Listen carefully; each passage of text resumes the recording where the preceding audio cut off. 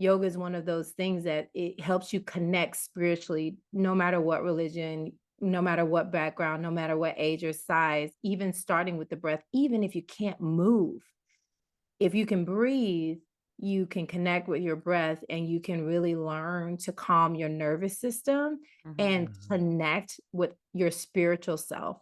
And mhm. I do believe we're spiritual, physical, mental, and also emotional. And through yoga, I was able to access all of those levels of myself and help them slow down. And I feel like when you slow them down, you can actually help them heal. When you slow the body down, the mind down, the emotions down, you can actually see, okay, where do I need to be supported and where do I need to heal? And that's why even to this day, yoga is still my best friend. Hey, this is Chad Namiro, And I'm Kelley Namiro. Welcome to the Balancing Chaos podcast. a lifestyle podcast where we will interview guests about wellness, business, and just about everything in between. Our goal is to help you develop a lifestyle that promotes health, wholeness, and success.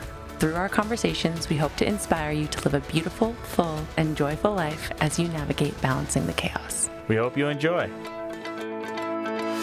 From a professional athlete to a published author, holistic health coach to a wellness entrepreneur, Koya Webb has made some pretty incredible transformations through mindset and through intentional action in her life.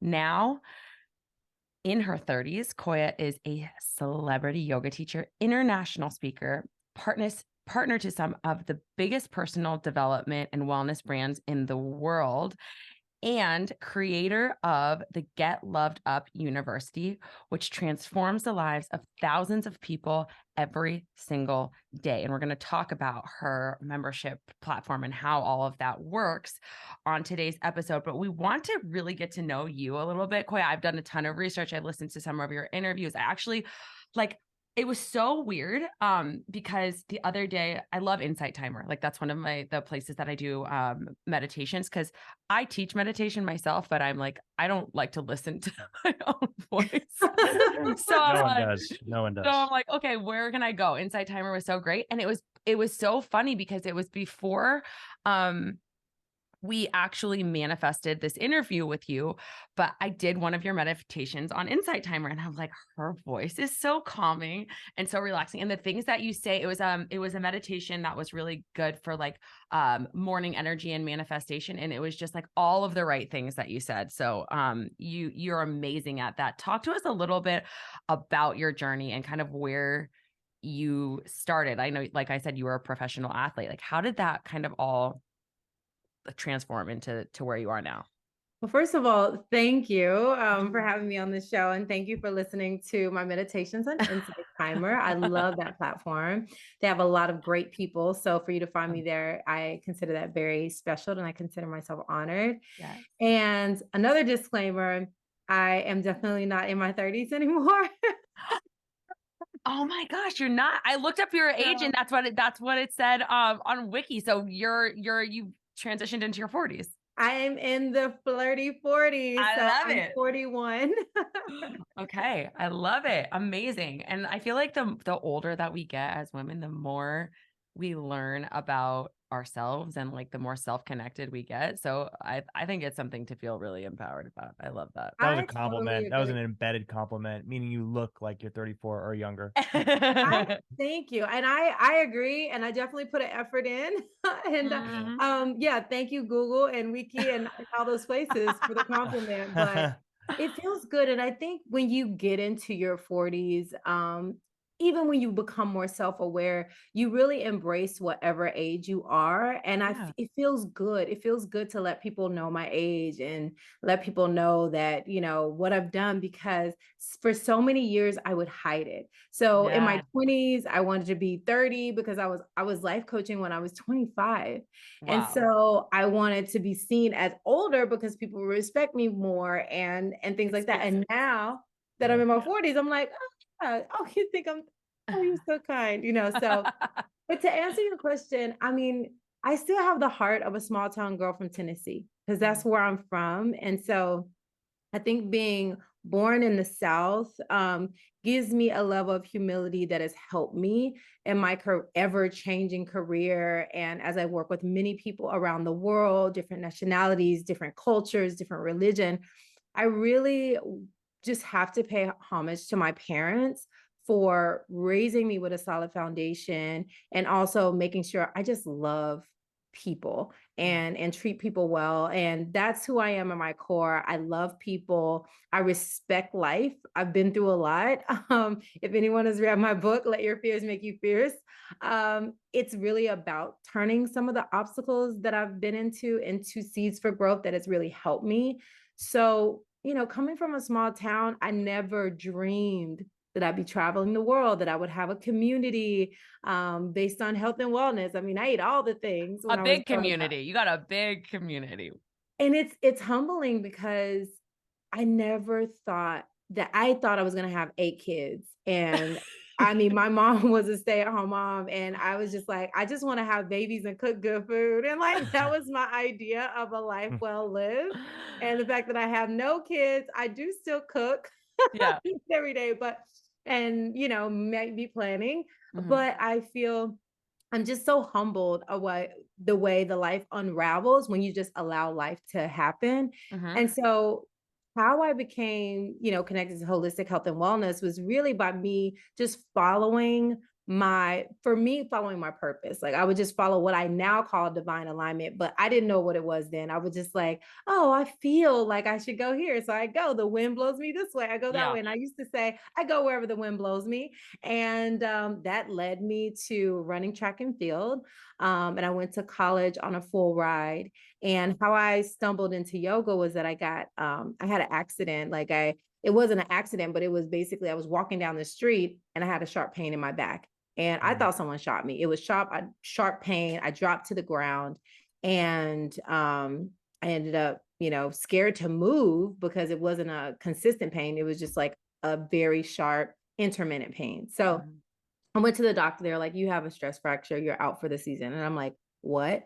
Because any athlete listening knows that, you're good for as long as you're good. And when you're not, you're out. And so I Yeah. was so nervous about losing my scholarship, being sent home. I'd worked so hard in track and field. You work and you work and you work and you just get that one chance for glory. And so you can't blow it. You can't get hurt. So you just have to wait till the next year. So I was really sad. I went into depression, as most people know, when things just change suddenly.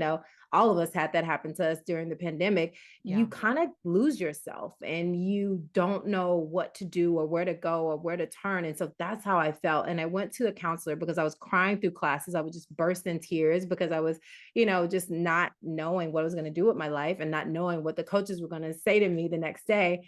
And so I went to the counselor, and the counselor said, why don't you try yoga? And I was like, yoga. Again, girl from the South. So I didn't grow up in California. I had no idea. And then, yoga really wasn't on TV that much. Yeah. I didn't, find my first yoga tape until Rodney Yee years later. And Yeah. so I was like, okay, I don't know if I could do this, because of my religion. And the counselor was like, oh, no, it's just stretching. It's totally fine. It has nothing to do with like, worshiping, idol gods, anything like that. And so I was like, okay, well, I have nothing else to do. And I got kicked out of class. So I guess I'll go to this yoga thing. Let me tell you, I mean, I do yoga now, and the poses people see me do, people are like, how? And I was like, trust me, when I started, I said, how? And I said, ow. It was painful. It hurt. I was a tight athlete. I was like, this is not me. I do not do yoga. My body doesn't move in this way. What did I sign myself up for? And the teacher basically saw me freaking out, and she was just like, just breathe. Mhm. Just breathe. And if you can focus on breathing, it doesn't matter if you do the poses, just sit there and breathe. And I'm like, well, that sounds good, because that's literally all I want to do. I want to sit and breathe and cry my heart out. And so when she gave me the permission to just fall apart, it was my saving grace. Like I felt chills all over my body. I felt like, okay, I'm supposed to be here and just let myself be, Feel because I this. worked so hard on the track. I was like trying to maintain a 4.0. I was a heptathlete. So high jump, long jump, shot put, javelin, anything anyone wanted me to do on the track, I was doing it, all Yeah. the relays. And so a stress fracture, which is what I had, is based on overuse. So I was really putting too much pressure on myself, not getting enough sleep, not really eating properly. And my body said, we're going to chill for a while. And Yeah. so finding yoga not only helped me heal my body and end up coming back and ranking 13th in the nation, and the heptathlon, but it also helped me connect with my inner self, my spiritual self. And it's been my saving grace and my best friend my entire life. I love that you brought up that point and like how that was the catalyst really for kind of like like I said, the transformation, even in when we think about your career and how far you've come with all of that. Cause I was, reading through your book and I was like, you had like Olympic dreams, That's what I at was gonna one ask you. point. Yeah. Like you were really like in this, like we think about like college athlete, but it's like, no, like this was like literally like the highest level of, um, athleticism and you had to lean into that trust that like it was all going to work out the way that it was supposed to. And I think that a lot of times, sitting and being with the feelings, which is so hard for so many of us, is what yoga gave you the space to do. Whereas like if you didn't have that outlet, you may not have done that. It's common too. I think I don't want to say most, depends on who you're talking to, but many believe yoga to be like a form of exercise. Right. That's what I thought about yoga as when I first started. And then you start to realize, or at least I did, and I think many do as well, that it's really a form of like, It's a mental mental practice. Yeah. rehabilitation, mental vitality. And then for me, like, the exercise, the physical element becomes more of a secondary. Like it's really just a big stress reliever and resetter for me. And so it sounds like, you had a similar experience there. You probably were doing it to heal your body to compete and track, and then you noticed all these other, secondary and tertiary benefits. Absolutely. Not only physically did it help me and mentally deal with the stress and, feeling sad, but also spiritually. And I think that's what I want people to realize beyond religion or, who wants to claim, finding yoga. I feel like yoga is one of those things that it helps you connect spiritually, no matter what religion, no matter what background, no matter what age or size, even starting with the breath, even if you can't move, if you can breathe, you can connect with your breath and you can really learn to calm your nervous system Hmm. and Mhm. connect with your spiritual self. And Hmm. I do believe we're spiritual, physical, mental, and also emotional. And through yoga, I was able to access all of those levels of myself and help them slow down. And I feel like when you slow them down, you can actually help them heal. When you slow the body down, the mind down, the emotions down, you can actually see, okay, where do I need to be supported and where do I need to heal? And that's why even to this day, yoga is still my best friend. So after that point, is that when you kind of decided like, yes, I want to get certified in this. I want to like, teach this to other people and bring this into my career. Yeah. Well, where were you at? Were, She were was your, in college at the yeah, time. no, I mean, were your aspirations at that time to be a professional athlete, go to the Olympics? Like Yeah. those were your dreams. There wasn't really, any other plans at that time were there other things? Absolutely. Yeah. Absolutely. I was like, thank you, yoga. Back on the track. Okay. And Yeah. I did a couple stretches, just to, stay in alignment with, what I was Hmm. taught would help me compete well, but I Hmm. wasn't doing yoga every day like I do now. It wasn't my best friend. And then it was just an associate that helped me out. It was like my doctor helped me heal. And Yeah. I was, thank you, high five, and let's go. And so I Perfect. got back on the track. I ranked 13th in the nation. And then I moved to California to train at the Olympic Training Center because I was so close to hitting the Olympic Training Center numbers, but I couldn't get in because I wasn't at those numbers yet. And taking that year off really made me feel like, okay, you're so close. And if you didn't have that year off, if you could just train at some really great facility, you can get there. So I like cold call this track coach, Ron Sheffield. And I was like, will you train me? He was like, who are you? And I didn't know him. He didn't know me. I didn't have any connection. I just found his number and I just had a hope and a prayer. And I was just like, my name is Koya Webb. These are my numbers. This is where I'm from. And I promise you, I'll just get better and better every day. That I guarantee. And if I don't, you can just let me go at any time. And I just was making all of these, like my track coach would say to me all the time, Koya would say the most outlandish things. The funny thing is that she'd actually do them. So I've always been known to be very ambitious and very optimistic to the point people would laugh at me. And I would be like, the next week and next month, well, here we go. She did it. So Yeah. I did it and I got them to say yes. So I flew myself. I had saved up money because I was on scholarship. I also worked at the YMCA as a personal trainer, and I work with the kids fitness program at the YMCA, which it was hard leaving those kids. But when I moved to California, that's when I really started going for my dreams to do the Olympic thing. But I got injured again because I wasn't putting into place all those things I learned in yoga. I was just like, thank you and bye.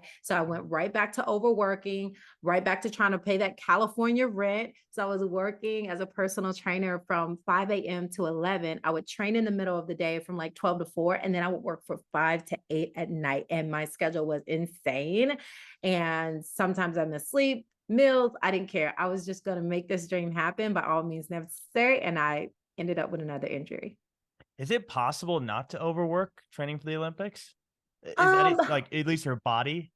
Well, what I've learned now and what you'll know from scientific studies is that usually, especially women, are better later in life because they know their bodies and they know how to better take care of their bodies. So Right. when you're a young woman, especially, you do whatever people tell you to do. Like, and you're like, you want to impress people, and you're like, especially when you're a young athlete, you just want to win, and I just wanted to win. I just wanted to be great. I just wanted to live my dreams of going to the Olympics. So whatever I needed to do, however fast I needed to run, I was literally I definitely overworked myself. So to answer your question, is there a way not to? Yes, there's something called balance that I now know, that I Yeah. think if I ever went back knowing more of how to balance my rehab and my self-care along with that hardcore training, that is the key. I can't just go balls to the walls on the track and then go hard in the gym and then drink all the caffeine and then get 4 hours of sleep. At the time, I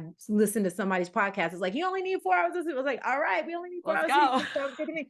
And so, those Right. things take a toll on your body. Some athletes, though, they know, and they have the coaching to say, no, you need to get 8 hours of sleep. They track your meals and all those type of things. But I really didn't have that in the college I went to. And so I didn't have that when I went to train on my own. I was just like, I'm healthy. I'm good. I feel good. I look good. Let's go. And so I had like kind of a no boundaries attitude, and I'm superwoman. You go through that superhero phase in your life if Yes. you're an athlete, or you feel like you're untouchable, unscatable.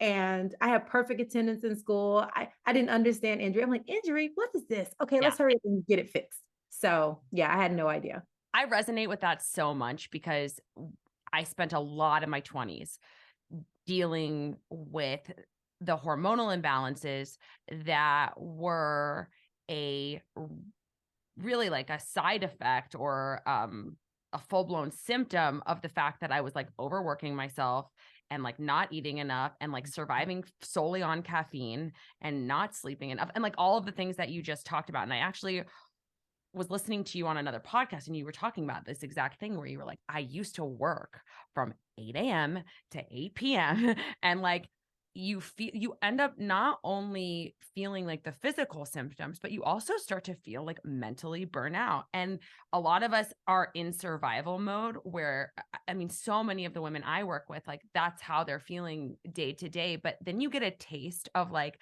I heard about your routine, and this is what I want you to touch on, is like, tell us about what it looks like for you now.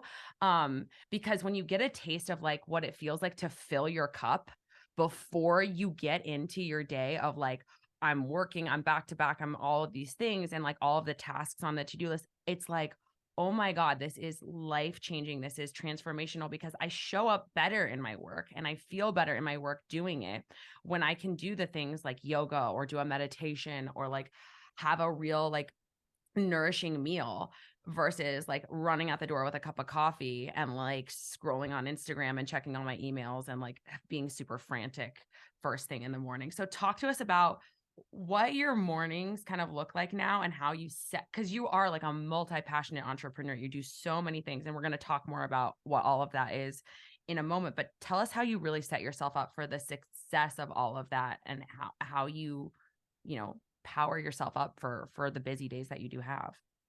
I feel like it's such a good question because so many people know this saying, but they don't live by it. It's so much better to work smarter versus harder, Oh, yes. right?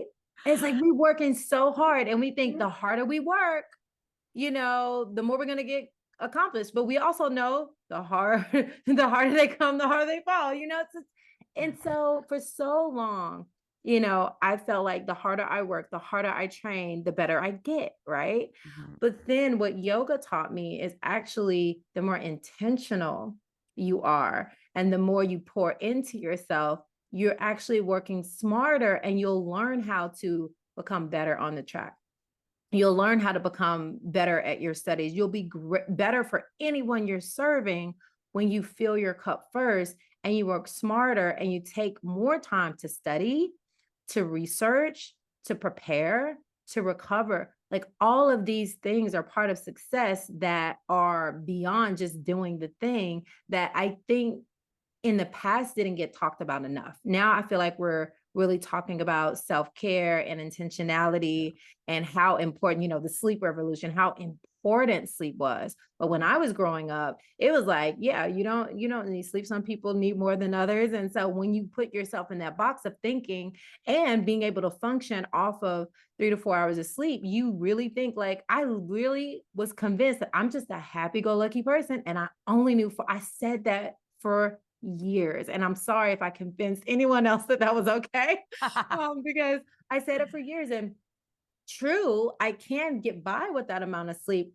but am I getting my full recovery? Is my brain able to fully repair? Am I getting my full regeneration? The answer is no. The more I give myself time to sleep, my body can repair better, it can repair fuller, my brain can have a rest, and so it's going to function better when I wake up. So when I learn to be, you know, smarter about my lifestyle and knowing anything I want to accomplish in life, it's about working smarter, not harder. It doesn't mean you don't work hard. It means you're very intentional about the work you do and you make sure that you have a lot of self-care and recovery. And now the work that I do, like you said, I do many things, but I literally have a rule. I have whatever I'm doing, I have to put 50% of my time into self-care, self-reflection, spiritual practice, physical practice. Like I spend like 2 to 4 hours every morning pouring into myself, journaling, writing, breathing, Beautiful. yoga, gym, because I do pour so much into others, into my community, through my podcast, through my membership, through one-on-one coaching, through retreats, now in person modules. But I'm able to do that because I am pouring so much into myself. So how do you hold yourself accountable? Because I feel like a lot of people I think that's a really good question. aspirationally want to do this, and maybe the answer is something as simple as, well, it's on my calendar and I live and die by my calendar. We've certainly heard that before. Yeah. But like, how do you hold yourself accountable and make sure that it stays at that 50% mark or more? I think that one of the things that I'll just chime in with too before Koya gives an explanation of that is like it's a mindset thing too of like, right? Like how do you shift your mindset of like being okay with quantitatively doing less and understanding that, like, again, like working smarter, not harder, like how can I add more quality, but right. And so it's like, how can I like shift that mindset and like let go of the limiting beliefs around that? And so I would love your thoughts on that, both like the tangible things of like, how do you do it? Do you schedule it into your calendar? And also like the mindset stuff. Absolutely. I feel like I love the saying, you know, it's about, you know, quality versus quantity, you Mhm. know, and even though you're doing multiple things, it's about the quality of those things. And I've actually, you know, I have a podcast, but I actually pause my podcast while I'm going through a move. I have new love in my life. So there are some things that I was doing and it was great, but I've prioritized. You have to learn to prioritize. And so what I do for myself and what I do for my clients and my community is for every season, we do an ideal schedule. You put your schedule together. How has life shifted? Did you have children? Did you move? Did you get a new job? Then you need to relook at your schedule and dial in everything that's a priority to help you function optimally. I'm all about, you know, optimal health and wellness. Like that is what I'm about. That's what I live for. That's what I teach. Yeah. And again, optimal wellness, not just having a fit body or eating a certain thing, but mentally, spiritually, physically, and emotionally being well. And what does that look like for you? And deciding what that looks like and what things in your life need to shift or need to be prioritized in order for you to be well physically, mentally, spiritually. And so that's what I do for myself. And everyone doesn't have like, you know, that much time to spend. I do now, but when I have a partner, now having a partner, that's already shift. And then if I add kids on it, that's going to shift. So I think in every season of your life, putting out an ideal schedule for yourself and putting in what's optimal first. And before you fill everything else in. And when I do this schedule for myself and my clients, I always, always, always to, make up for all the years I got 4 hours of sleep. I always start with sleep. And I always start with at least getting 6 to 8 hours of sleep. If someone doesn't want, I'm like, I can't do your schedule. This is not healthy. So we have to start with that 6 to 8 hours of sleep. Even if a person's like, I can't even sleep for that long, I can only sleep for 4 hours. Okay, well, let's put some restfulness around that, like reading a book for the nighttime routine and maybe journaling in the morning. I really am adamant about being in a restful state for a certain amount of hours. And then after that, I start in with the spiritual practice. Like a big thing that I really want to teach people is that us connecting to that source, again, outside of religion, but connecting. And if you do that through a religious way, great. If you do that through a non-religious way, that's fine too. But it's all about connecting. I do believe we're a spiritual being having a human experience. And when we connect to our spiritual selves, we connect with our purpose, our truth.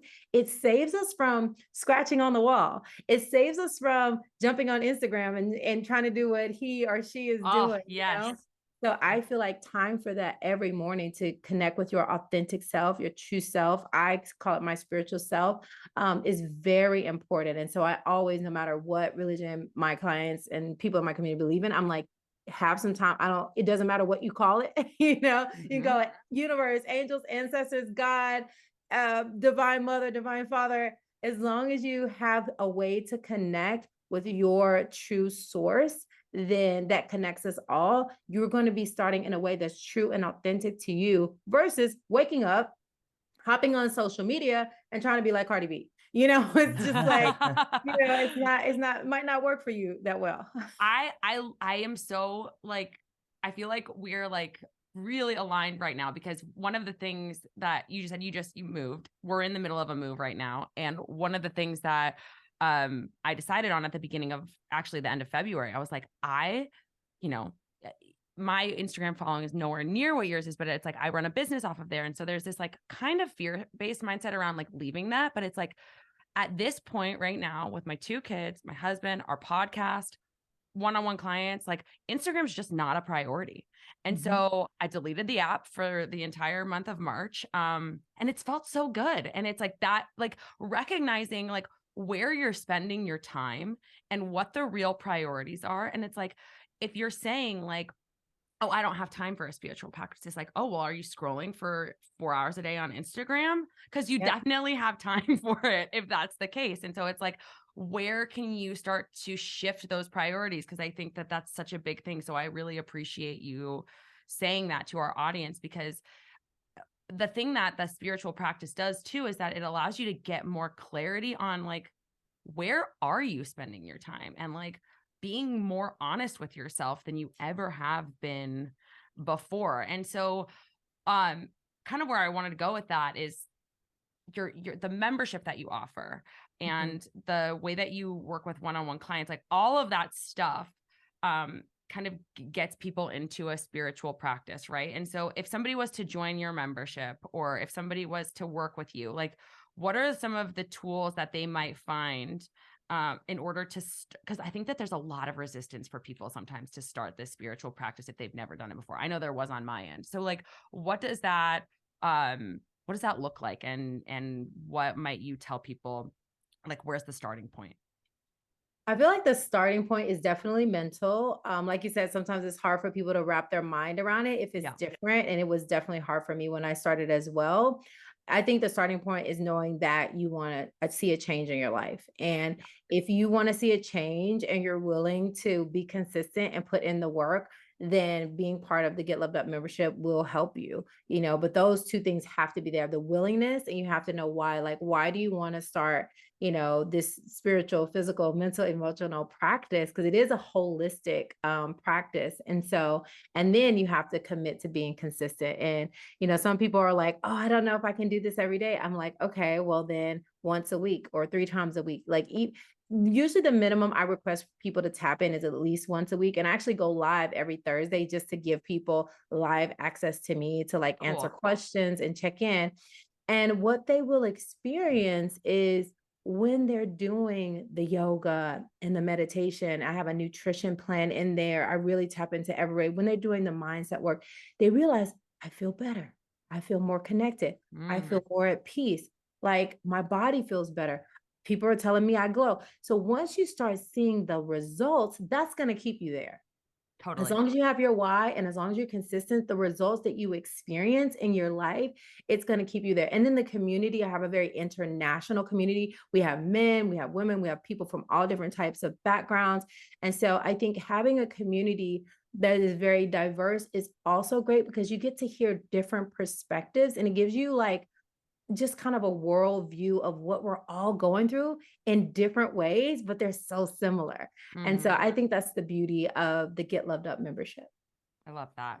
Um, One of the things that you mentioned there was that nutrition program, right? And I think that Mhm. um, one of the things that, again, like we're so aligned with is that you grew up eating in a way where, like, same as me, I grew up in a big Italian family. So it was like fried pieces of veal every night. And it's like I heard you saying, you used to eat like, um, you were like, grew up in the South. And so you had like things like pork and all that stuff very regularly. And then you transitioned to a plant focused diet.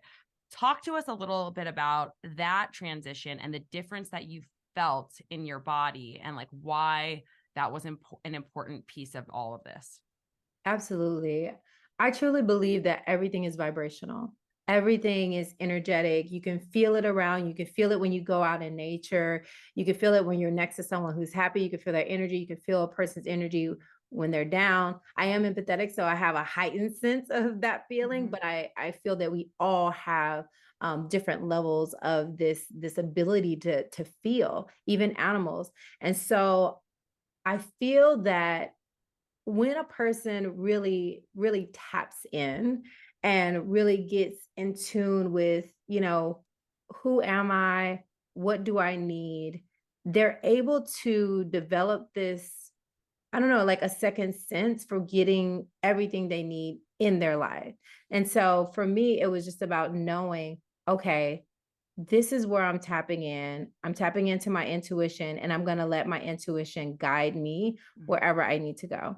And then when I guess I don't know, remember what happened first, but I remember this woman giving me a book called The Master Cleanse. And the first thing I did was I went on a cleanse. And I was like, okay, I need to cleanse because I read this book, The Things They Don't Want You to Know About. And I read all of the toxic things that were in our food. And I was just like, oh my goodness. Like I was eating, again, all the things. And I would have, chronic yeast infections. I would have like dandruff. I would have these things, and I try to find the natural ways to cure them. And then when I read, I was like, this is because of this, and this is because I'm like, oh my gosh, it's all like these additives and chemicals and all this processed food stuff that's like causing all these things. And so when I listened and I stopped doing and start eating more naturally, like skin started to glow, dandruff went away, all my feminine things were great, and I saw so many results. And to me, results speak volumes. And so the reason that, I've been vegan for 18 years um, is because results speak for themselves and the way that I feel. And now it's not all a cakewalk. Like I did have growing pains of learning, like, oh my God, what is there to eat? I'm such a foodie and I just want to eat good food. And they want to give me a salad and I want something more sustainable like a burger or pizza. Now I eat Right. pasta made out of chickpeas and pizza made out of chickpeas, but I was still a foodie and I still love to eat, but I wanted to eat more mindfully in a way that can, fuel my body and feed my body. And I don't want to feed my body toxic things. And so after I did the cleanse, I started reading things like Rainbow Green Life Food Cuisine and the Mucus Diet. And I just kept educating myself and I kept trying different things. And that's what I recommend for anyone listening. Just, you don't have to go cold turkey overnight. I didn't. My journey was one of like educating myself, researching, trying different things. And then honestly, when I looked at the video Forks Over Knives and I Yeah. saw the abuse of animals, I was like, I don't want to be a part of that. So you know what? I've tried a couple things. I have found some vegan things that I like. And I was like, oh, and I need, as long as I can do vegan dessert, I can go vegan. you know? Yeah. And so honestly, the lifestyle choice, it was more of a lifestyle choice because of me wanting to cause the least amount of harm. I know I'm still causing harm in the world in different ways. We all do. But in this way, I was like, something that I'm doing every day, I can make a big environmental impact just by choosing to eat plant-based. And for me, I had to go 100% vegan because I can't do anything halfway. I kind of have, as you heard, an extreme personality. And I was Yeah. like, if I'm eating just a little bit of cheese or a little bit of this, I'm going to eat all of it. And when I travel, I'm going to eat way more than I want to. And then I'm going to feel bad about it. So I'm like, I'm just going to go 100%. And And so there's so now many alternatives now too, which is there's great. Yeah, so it many never been easier. alternatives. Yeah, and then a lot of people are scared, but the thing is, whether you're plant-based or you're eating meat or whatever you're doing, there are gonna be ups and downs. There's gonna be pros and cons to everything. Whatever you 100. decide that fits for your lifestyle, you just have to sit down and figure out what feels best to you and what makes the most sense for your lifestyle. And that's what I tell people because they ask me, like, okay, I know you're gonna want me to go vegan. I'm like, pause. That did not come out of my mouth. I think Totally.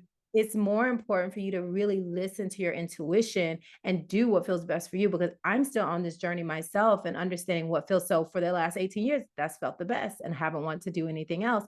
But I can't speak for everyone out there, but I do know the more high vibrational your food, the closer it is to the source, the more natural, the better you're going to feel because the energy, like if you get something that you grew on your table, the energetics of that is going to be better for your body than something, the same greens that got shipped from across the continent, right? Mhm. This is across the board, whether you're talking about animal food or plant food, it's the same thing. So my thing is like, think about energetics, think about what you're eating and where it comes from, and know that it matters. And just start making little changes to Yeah. eat things that are less processed, more plant-based, because scientific studies show the more fruits and vegetables and fiber and things you include in your diet, the better you're going to feel, the better your body's going to function. So that's what I do in my membership. I just introduce people into the lifestyle and then allow them to implement it into their life as much as possible. I remember a time in my life when springtime would hit and immediately I would be searching for a new trainer or Googling all of the 7-day juice cleanse, 14-day detoxes so that I could get myself in shape for summer. And what I didn't realize at this time was that all of that was a complete waste of my time, of my energy, of my resources. And I look back on that just wishing for those hours and all of that energy and brain power back. The decisions that I was making for my body were coming from a place of punishment rather than from a place of love. And it wasn't until I started meditating and I started doing the work, the real work on myself, that I recognized that I needed to nourish my body with both movement and food and mindset work if I ever wanted my body to love me back in a sustainable way.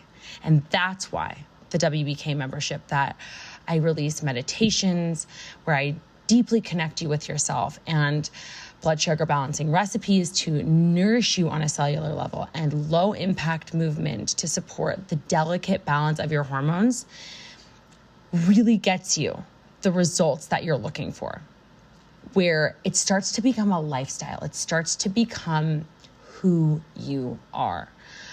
I can tell you firsthand that both myself and my members, my private clients, all of us have seen the most incredible results from the WBK method. It's so different than your typical diet and a restrictive approach that we're taught from diet culture from a very early age. As a 33-year-old mom of 2, this is the leanest I've ever been, the most energy that I've ever had, and the best that I have ever felt in my freaking body. And it can be that way for you too. So right now, with the code Balancing Chaos, all one word, BALANCINGCHAOS, you can get 10% off your annual membership for the WBK method and get new weekly content, plus a library of hundreds of workouts, recipes, meditations, with a 7-day reset and a 30-day challenge, all to get you started. So use the code Balancing Chaos, again, all one word, to start your 7-day free trial and see, when you love your body back, how your body starts to love you. So I want to get your thoughts and so many good takeaways there. Like from an environmental perspective, it is the single easiest thing you can do to like help save the planet, right? It's like the biggest draw on water, methane gas, all the things. We just had someone on the podcast. His name's Alejandro Younger. He's like a naturopath, ex-cardiologist. And he was saying, and I want to get your thoughts on this. He was saying, in his opinion, like humans were meant to eat meat. Maybe that's true. Maybe it's not. I actually tend to agree. And he was saying, God bless vegans. But in his view, it's very hard to be a vegan because you really have to be strategic about getting all your vitamins, your minerals, amino acids, B12, etc. all that kind of stuff. Do you agree with that? Or do you feel like it's not as hard? And if you're mindful about like protein and stuff like that and the sources you're getting protein from, because personally, I was plant-based for like 3 years, and I started adding like a little bit of fish back in here and there, but like I love hearing differing philosophies on this. So tell us your thoughts on that. Absolutely. I think it's very interesting because see, I studied at IIN, and in IIN, Same. You see all the different perspectives. They're not pushing one thing over the other. And actually, they were kind of similar and not necessarily pushing the vegan diet, but they were talking about it. And at this point, I was already vegan, so I was interested. But before I went vegan, I tried, I'd done the zone diet, and I'd done, keto and Atkins and all these different things. The thing about that is, when you look at the blue zones, the people that live the longest, which is what I look at because I'm all about optimal health and wellness, it's not that necessarily, I want to use my words mindfully, because it's not that one piece of fish, one piece of meat is quote unquote bad for you. It's the fact that most Americans eat way more than they need to. Oh, yeah. And it comes from different places than... And it comes from different places, and it's a contaminated, and the animals are abused. Now, once you stack environmental contamination, once you stack the energy of harming an animal and the fact that you transfer that energy to yourself, once you stack all those up and you talk about you missing some B12, I mean, come on now. Let's get real. Let's get real here. I can take a supplement, and even people that eat meat are taking supplements. So yes, I believe in supplementation. Yes, I believe our soul has been robbed, and even fruits and vegetables don't have the same amount of nutrients. So 100% I believe in biodynamic, really healthy supplementation in your diet with a plant-focused diet. And the reason I'm always going to vote for plant-focused for me and anyone in my family, anyone who I am working with, is because when you're eating the other things, you just have so many other things stacked up against you. So I'm plant forward and supplementation. Now, if someone is choosing to eat animal, I'm going to coach them into mindful consumption and a limited consumption for the fun of it or whatever they get out of it, but not necessarily for nutrition purpose. I really coach people to get most of their nutrition from fruits, vegetables, nuts, seeds, and superfoods, and supplementation when needed. So that's, and because of the energy thing I just spoke about, because of the environmental pollutants and all those things, I can go down the list from fish to fowl to cow, and it's across the board. The studies are out there, they're hidden, but you can see them in some of these documentaries. I recommend people also do their own research, because that's when you really hold it close to your heart. So watch Forks Over Knives, watch, things like Super Size Me, watch Game Changers, especially for the men athletes.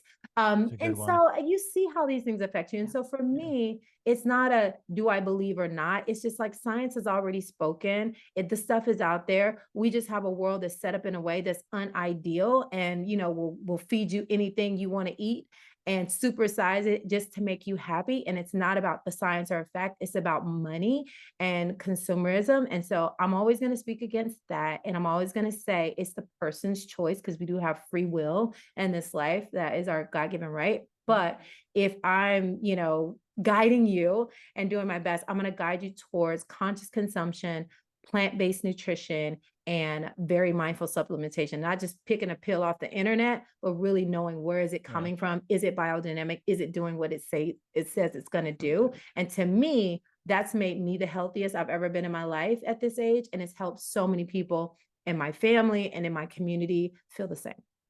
I love that. I think that one of the most important things that you mentioned there was the idea around like most Americans, like if we think about meat consumption, it's like, oh, we're not just having like a piece of fish here and there or like a steak here. It's like I'm having eggs and sausage for breakfast, and then I'm having chicken for lunch, and then I'm having steak for dinner. And it's like 3 meals a day of, meats that are not only like harmed, which is like horrible, but then it's also on top of it, it's like they've been fed antibiotics, they've been fed hormones. And so you're consuming not only the quote unquote like protein, but you're also consuming the hormones and the antibiotics and the fear, like you said, of those animals when they were slaughtered. So it's like all of that stuff, you're like, right, stack ranking that against like a vitamin deficiency. It's like, what is really more important here?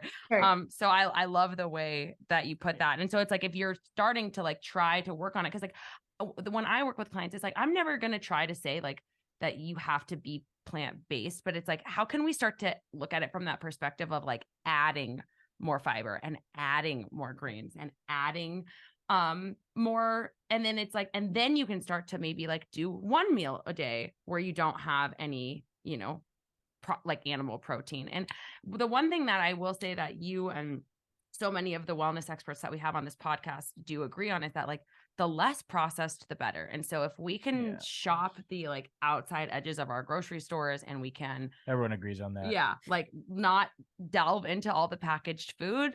Great. So, here's how I look at it quickly that may help people. Cause I do eat a little bit of meat and fish, more than her. Yeah. And, I mean, Tom Brady actually like kind of put this in a good mindset for me, and he was like, start thinking about meat and fish as a side. Right. Everyone thinks about it as the main entree, and then you have a side of vegetables. So that's one way. And he also says like, make sure you're eating 80% plants. Yeah.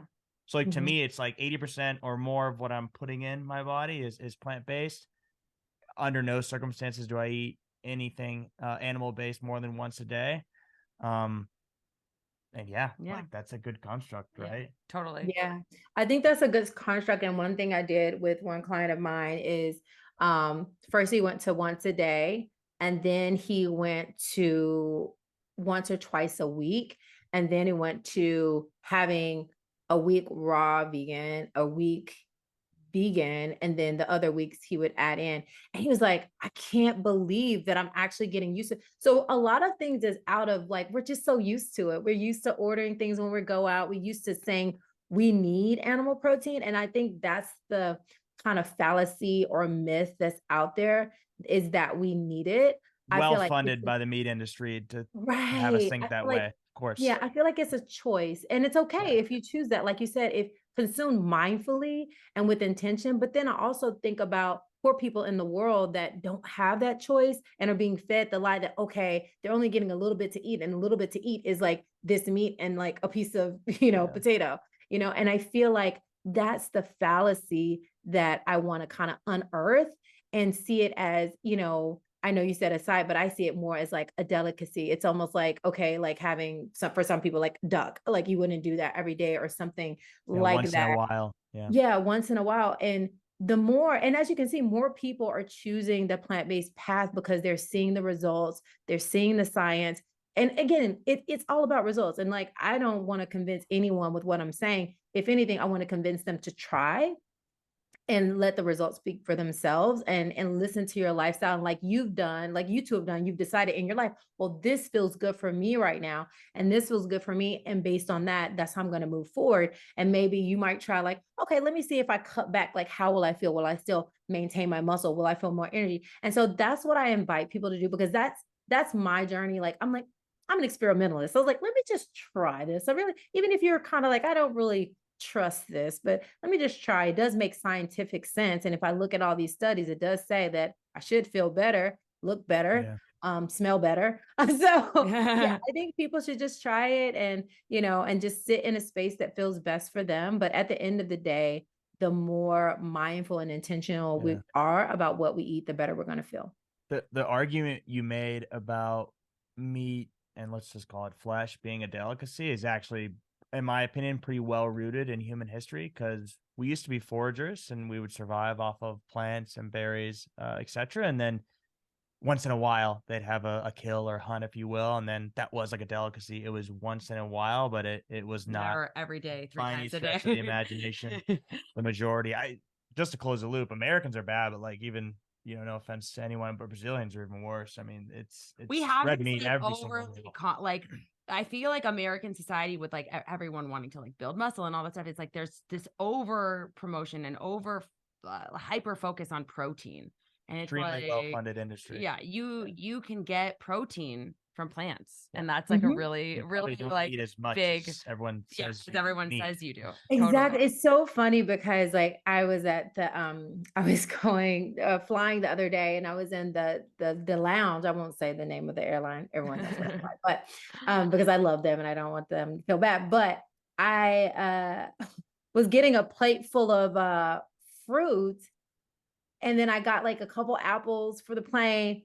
And then they were like, all this food, this buffet, they're like, you can only have 3 of those. And I'm like, I literally have nothing on my plate but fruit. And I like, and I was Apples. like, apples. And I was just like, huh?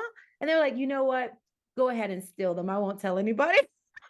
So this is a buffet, and all of a sudden I'm stealing because I'm getting what I need, Yeah. and the nutrients that I need from fruit. Like, do you have any limits on how much meat one can People can consume? take. Pasta?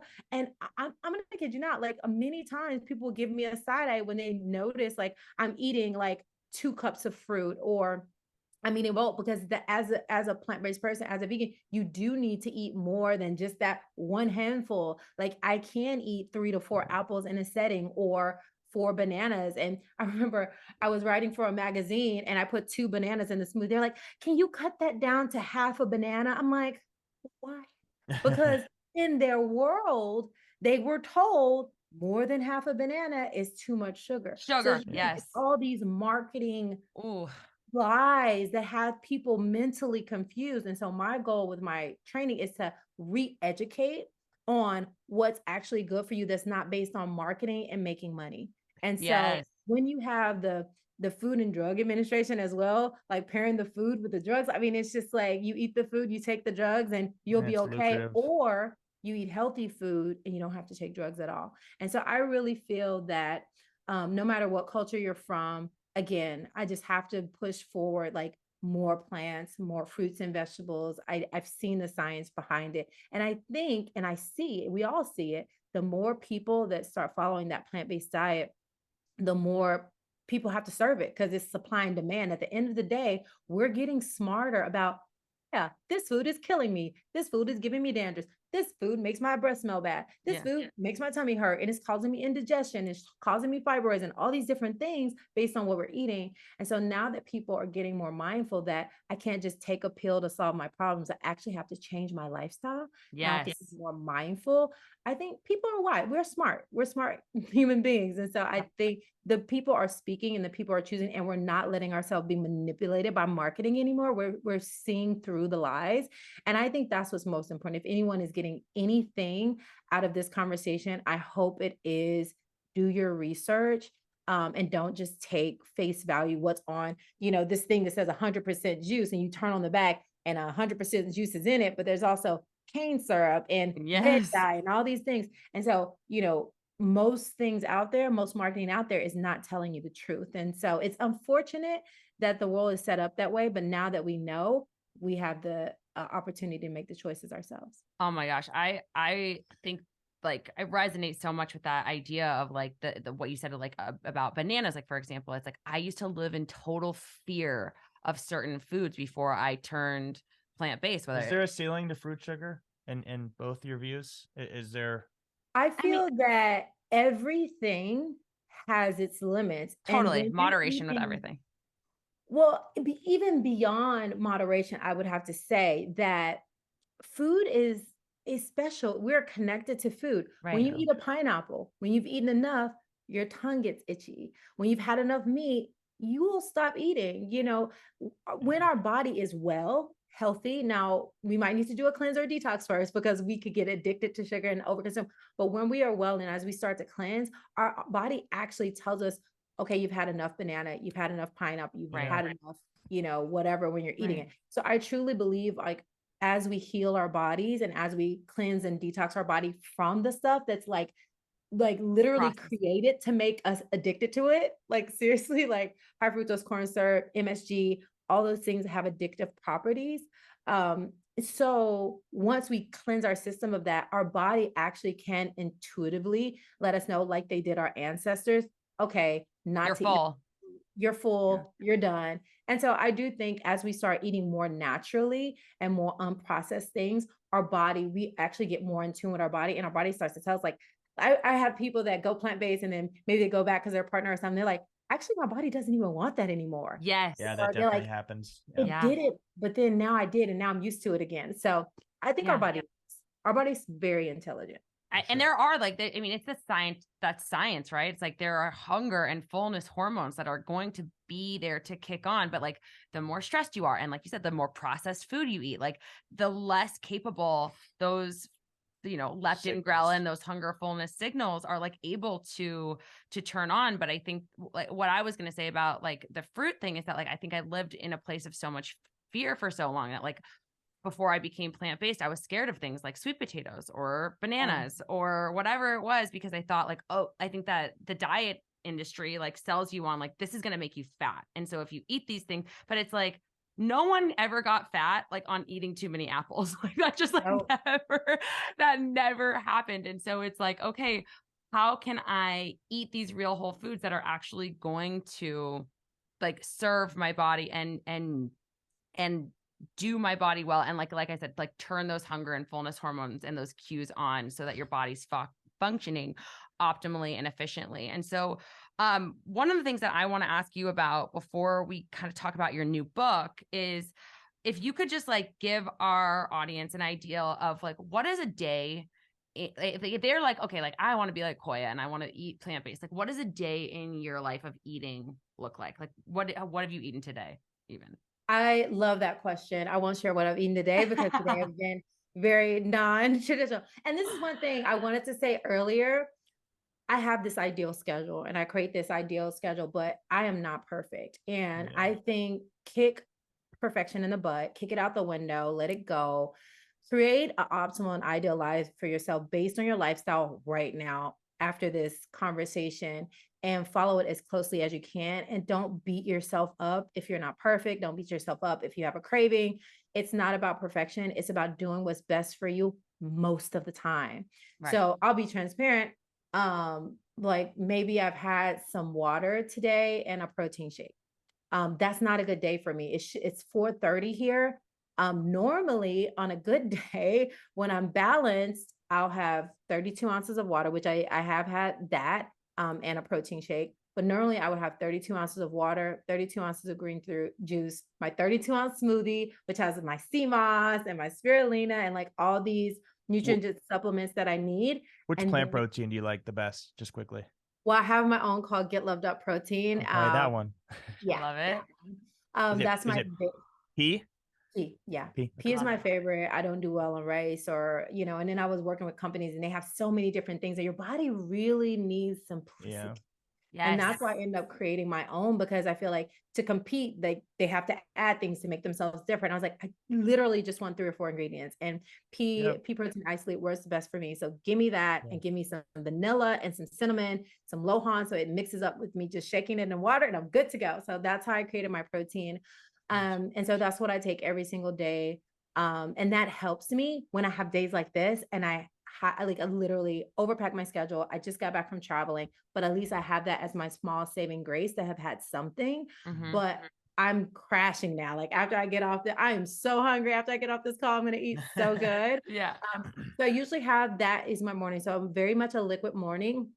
This is a protocol that I learned from medical medium who has helped so many people heal from so many different things. At first I would always have like water, juice, maybe a smoothie, but that specific quantity, I had to work my way up. I start with like 16 ounces, then I got up to 32. But his philosophy is like the more that you drink that liquid in the morning and you don't start really digesting anything till later in the day, the more brain power you have. And I actually use my brain the most in the morning. I'm writing, I'm journaling, I'm spiritually connecting, I'm channeling, I'm working on client things. And so not to have, something weighing you stomach, down. exactly. And our stomach is our second brain. And so not to have my body giving energy to digestion, but getting the nutrients that it needs really works very well for me personally. So that's how I personally start my day. And then like around between noon and 3, that's when I'll have like my lunch. And usually I have like, I love pasta. I love pizza, but I get this brand called Bonza that's made out of chickpea. So I'm all about high fiber, high protein carbohydrates, not just like plain bread. But when I travel, I eat it all as long as it's vegan. That's my balance. But when I'm at home, I make sure that I'm getting my bread sources and they're high protein. So usually I'm having like pizza or pasta with a ton of vegetables. And then I have dinner, and usually that's something very similar. Maybe I'll have like a stuffed pepper, or I'll have like spaghetti, or I really focus on fruits and vegetables and like one complex carbohydrate, like whether it be quinoa, sweet potato. And I feel like that plus a ton of vegetables really works for me. And then I supplement as well. So I did take my supplements this morning, which also gives me good energy. Because at the end of the day, the people that live the longest eat the least amount of food. And I truly believe, and so I'm not scared. I'm not feeling like, oh, I'm going to miss out. I'm going to shrivel up and not be here if like I miss a meal, or if I have a day like I did today. I know that I'm about to eat when I get done. I've taken my supplements. I have my energy. I took my protein shake and I've had some water. So I just basically fasted this morning without trying. So I feel really good about that. Whereas in the past, when I skip a meal, I could grab a processed protein bar. And I realized like, actually, it's better for you to just drink liquids, take your supplements, have a protein shake, and have that smoothie or a healthier drink or a juice. Like, if I had time, I would have stopped by and grabbed a green juice from the store because I didn't have time to juice it. But it's better to do that than grab that processed protein bar. And so that's in a way that I've actually even up leveled what I used to do, which was grab that quick snack because I felt like I had to eat something. It's you'd be proud. I used to eat those too. It's a no cow, so like it's at least vegan. It's better, but no question that the whole food is. I just read a study that had some really strong data to suggest that those that space their meals out at least 4.5 hours apart tend to live longer. Yep. It's true. Like people who eat less and further apart, like do live longer. It debunks like this whole philosophy that I was taught growing up as like a male, trying to build muscle for sports. Like, yeah, you got to eat like every 45 minutes. Like even when you're not hungry, just eat. Like, okay. It's a stressor on the body. I think that, machine that's right. It's like, one of the things that I heard Koya say that I found was so interesting was she's like, and she kind of touched on it briefly here, but she said it more in detail, and you can kind of like correct what I'm saying, but like, it was like this idea that like all food is energy, right? And so it's like the things like fruits and vegetables are going to give you energy, whereas like things like meat and processed food actually take energy for your body to digest and absorb. And so like, if we want to have more energy, let's eat the things and drink the things that are going to give us more energy and that require less energy from our bodies to break down. Absolutely. 100%. And people are so afraid of fasting. And we know that people fast, they get spiritual epiphanies. When people fast, like beautiful things happen. And I, like you, I was on the zone diet. So I ate protein breakfast, lunch, dinner, and I used to have pita pockets, stick some turkey in there. I mean, I would eat a meat source 5 times a day when I was on the zone diet, and I ate my meat, my vegetables, and I'd, put it in wraps and breads and bowls and things like that. And I have tons more energy now than I had then. And I was eating cut off. And I have tons more energy. And like I said, you cannot deny the fact that we get our energy from, it's stored up over time. So we're not even getting that day's energy. If you look at science, we're not getting today's energy from what we eat today. We're getting today's energy from what we ate yesterday, right? And so whatever we're eating now, we think we might get a sugar spike or something like that. That's going to last for 30 minutes. But the real energy comes from over time, eating and supplementing with things that are good for you. And as you mentioned, have the least amount of transit time in your body, meaning it gives you more than it's taking away. And when you talk about heavier foods and processed food, it's actually taking away more than it's giving. So that's another reason why I'm pushing the plants. I love it. So let's like round out this conversation and talk about, so you have your book Fears to Fierce, right? And then you also are writing or in the process of releasing a new book. Talk to us about both of them and like, what are people going to gain by reading them? Oh, I love that question. So, Let Your Fears Make You Fierce is all about my story from childhood and up until like maybe I think I wrote it when I was 39, Mhm. and what I use breath work, meditation, journaling, how I manage my time with the Pomodoro method and how I really found myself and all the tools that I use to help me build a sustainable lifestyle where I could thrive. And so I love that book. And I even talk about the chakra system, the energy system that we have that we don't talk about. Like, why are we getting this gut feeling? Why do we have lumps in our throat? We don't talk about our energy body enough. I wish we could learn this in school. It Yeah. would help us a ton and how to like deal with pain and trauma and sadness and death and grief. So that's in there. And so I love that I'm actually bringing some of that in my new book. And so the new book is about lifestyle design. So it's really about, now that you know what you know, how can you design your life in an optimal way? Because most people, and I feel like I'm accurate to say most people, we just let life happen. It's like, okay, we're doing Mhm. this now. We're doing this now. Like we were like, like I did when I was young. I'm going with the wind wherever the wind blows me. Now I'm actually Sure. more intentional. I'm like, okay, I feel the wind blowing. Let me make sure I want to go the way the wind's blowing, or do I want to tap in and see if there's something deeper if I just sit still for a moment and see if there's another wind blowing in a different direction that might be better for me. And so lifestyle design is about listening inward, going inward, tapping into your source. And the first pillar is spirituality. So it's really about developing a strong spiritual daily practice so that you can live as your authentic self. You would be surprised by how many, I work with children a lot, and how many are like, I don't know what my purpose is. Like, I don't know. How do I know my purpose? How to know, and adults as well. And I feel like spending more time there could be very beneficial versus on social media. Yeah. And I also feel that the second pillar is wellness. So it's about how can we develop well-being in all of the different areas of our life. And I give like a lot of examples of that. And then the third pillar is entrepreneurship, because I do work with entrepreneurs, and I feel like the world is set up for entrepreneurs to win if they have a specific structure.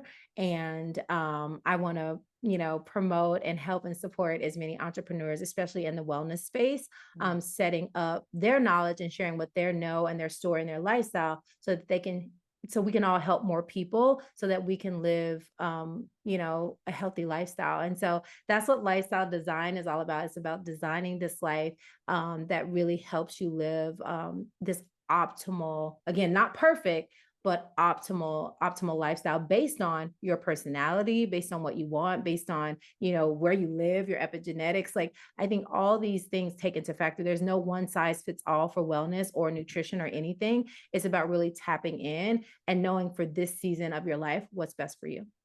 I love that. I think that, the idea of manifestation and like designing your lifestyle. I think that a lot of people, I was talking about this at a retreat that I was at this morning, think that like manifestation is just like, oh, we just like sit back and we just like let it come to us. And like some people manifest easier than others. But the reality is that you have to be really self-connected on a deep level and understand what it is that you want to be calling in. And that's where like the spiritual part of your book comes into play. And also be taking aligned action to what that manifestation is that you want versus being like, oh, I'm just gonna like kind of like go and like see what happens. It's like, and like, oh, am I gonna manifest this or am I not? It's like, are you taking the steps every day to actually see that come to fruition in your life? And so I think that like having, steps that we can take and I seeing like what ideas we can implement into our lives through your book would be something that's so helpful for people, because I think a lot of people don't necessarily realize that. Absolutely. And to add on to that, I think we're all manifesting all the time.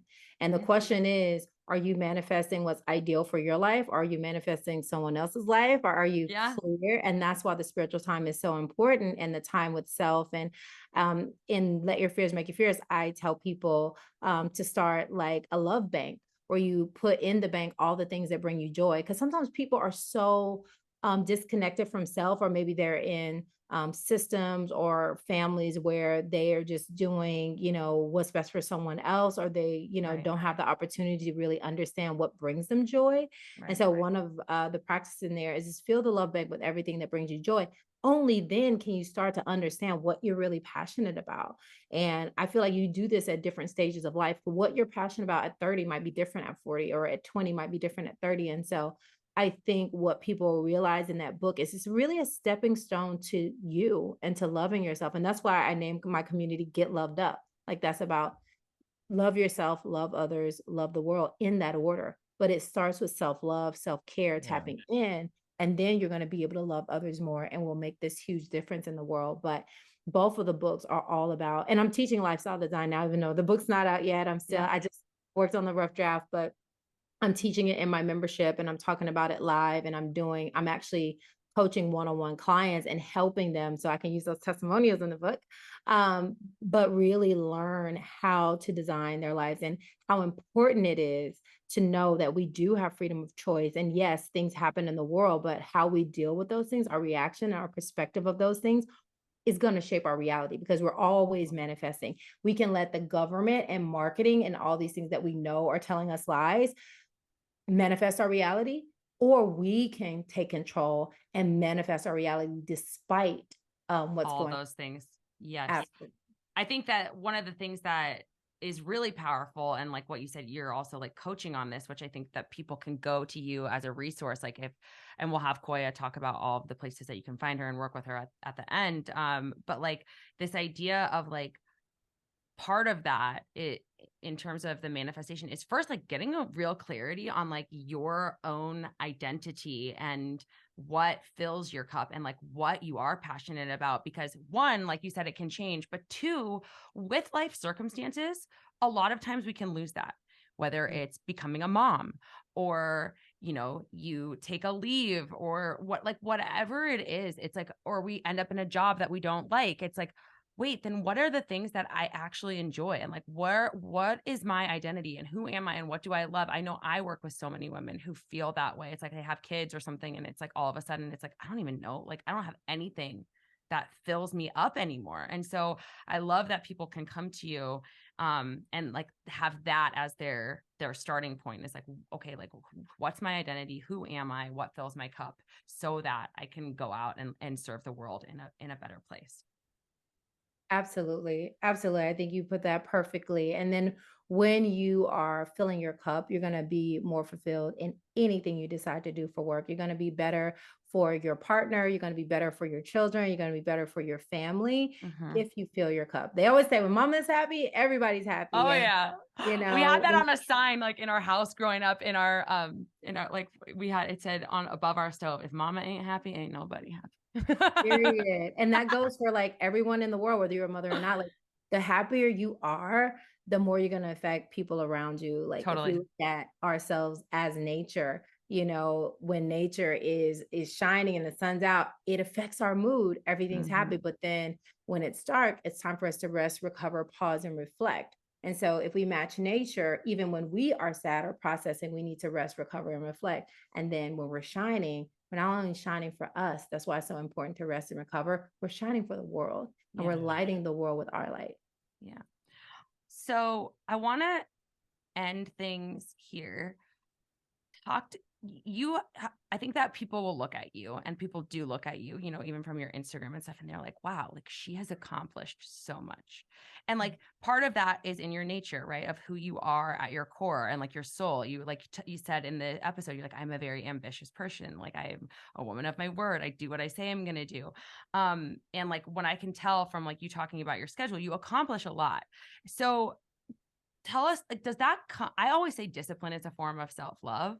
And I think that people look at discipline as this word that's like punishment driven. And it's like, no, it can be. So like, do you feel like a lot of like how you do things, of course it comes from filling your cup because we've talked a lot about that, but does it also come from a place of discipline, how much you're able to accomplish and achieve in all of the different businesses that you run?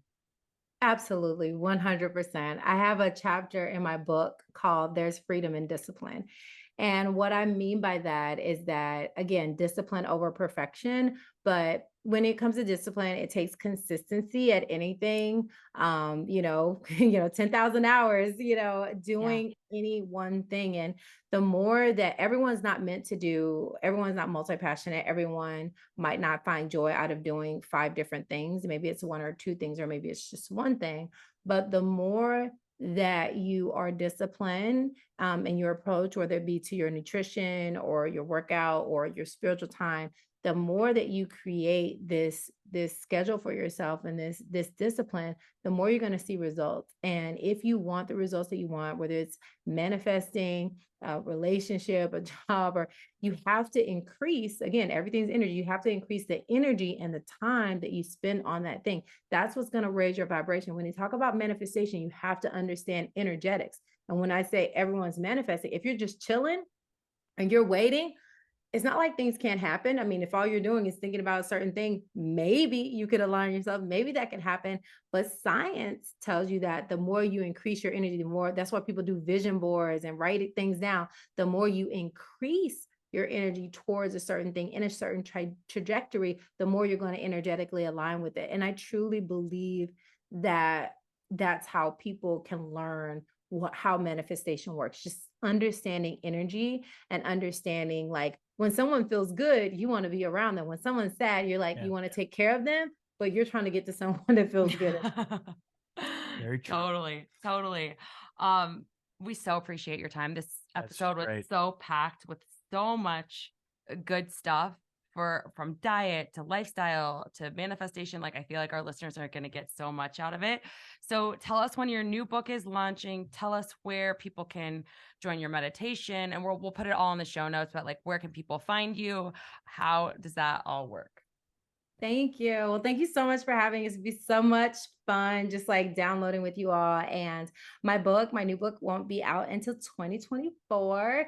But the teachings in my book you can find in my membership now. Amazing. And then coaching with me one-on-one. You can just reach out via my Instagram or my website, koyawebb.com, and reach out to me for that. I have retreats coming up. So I'm just starting live trainings, yoga teacher training. So if you want to get certified in yoga, meditation, sound healing, any of that yummy stuff, not only can you do it online from wherever you are in the world, but in Atlanta, I'm going to start holding in-person things for things like acro yoga and adjustment, things that you can't really do as well online. And it's just going to be good to spend some time with people in person. And then I have retreats. They're all on my website and on my social media, so that I can see people. And I just got back from a retreat at Savannah in Arizona, and just the impact of doing things live and In person. and being able to hug people and connect and do the energy work. Like, you could do it over Zoom, but doing it in person is even more powerful. So that's really great. So people can find that on my website. They can find my books on Amazon. Let Your Fears Make You Fierce is out now. Highly suggest reading that first and just getting familiar with the language and the practices and just stepping your toe in the water. And because lifestyle design is a whole lifestyle change, Let Your Fears Make You Fierce is too, but like, I feel like baby steps, like dipping your toe in, giving yourself time to process, seeing the results. That's what I'm always going to go back to for people, because I feel like that's sustainable. The more people that take their time to get into it and look at the results, they tend to stick with a healthy lifestyle longer than if you just try to go to Overhaul. cold turkey, overhaul, or do it because your friend or something. That's fine too. And sometimes you stick. But people that get the results and take their time with it, I've seen more success there. Incremental. Yeah. Well, thank you. I think we might have to have you back, because I'm super interested to hear the rest of your story about when you got injured and how you got into your passion and all this. And so if you're willing, I think we could make another great show. Yeah, this is great. Yeah. Thank you I so appreciate much. it. Go get something to eat. And, Thank you so much. Have a good one. have a good one. All right, Thanks. We really hope that you enjoyed that episode. You can follow me on Instagram at Wellness by Kelley. And if you're new around here, you can sign up for the WBK 7-day free trial where you can get access to all of my low impact workouts, blood sugar balancing, plant-based recipes, and guided meditations, all available on wellnessbykelly.com and on the WBK app. Hey, thanks for listening. Please make sure you rate, review, and subscribe to the podcast. You can also connect with us on social media at Wellness by Kelley. Drop us a DM for who you want to hear from.